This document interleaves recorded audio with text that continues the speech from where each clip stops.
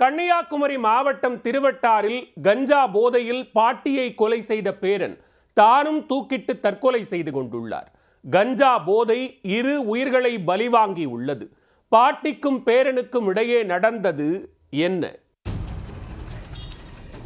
கன்னியாகுமரி மாவட்டம் திருவட்டார் அருகே சாரூர் பகுதியைச் சேர்ந்தவர் தாசம்மா. இவரது மகன்வழி பேரன் 23 வயதான அஜித். தந்தை இறந்துவிட்ட நிலையில் தாயும் பிரிந்து சென்றதால் பாட்டி தாசம்மாவும் பேரன் அஜித்து மட்டும் ஒரே வீட்டில் வசித்து வந்தனர்.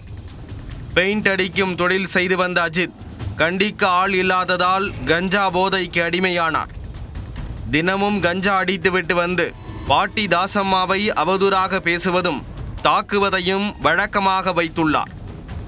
வெள்ளிக்கிழமையன்று இரவு அதீத கஞ்சா போதையில் வீட்டிற்கு வந்த அஜித் தனது 2 சக்கர வாகனத்தை அடித்து உடைத்திருக்கிறார். இதை தடுக்க வந்த பாட்டி தாசம்மாவை அவதூறாக பேசி அவரை தாக்கி கீழே தள்ளிவிட்டுள்ளார். அஜித் தள்ளிவிட்டதில் வீட்டிற்குள் இருந்த மரக்கட்டிலில் தாசம்மாவின் தலை மோதியது. இதில் மண்டை உடைந்து ரத்தம் வெளியேற சம்பவ இடத்திலேயே அவர் உயிரிழந்து விட்டார். பாட்டியை கொலை செய்ததால் செய்வதறியாது திகைத்த அஜித் தானும் வீட்டிற்குள் தூக்கிட்டு தற்கொலை செய்து கொண்டார்.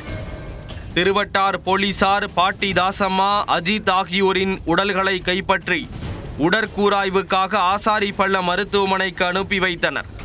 கஞ்சா போதையில் பாட்டியை பேரன் கொலை செய்துவிட்டு தானும் தற்கொலை செய்து கொண்ட சம்பவம் அப்பகுதியில் சோகத்தை ஏற்படுத்தி உள்ளது.